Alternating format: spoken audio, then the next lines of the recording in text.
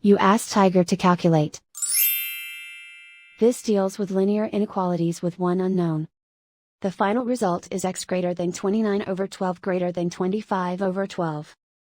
Let's solve it step by step. Simplify the expression. Simplify the arithmetic.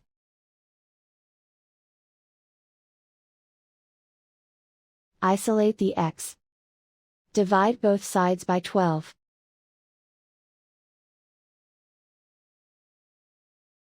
Simplify the fraction.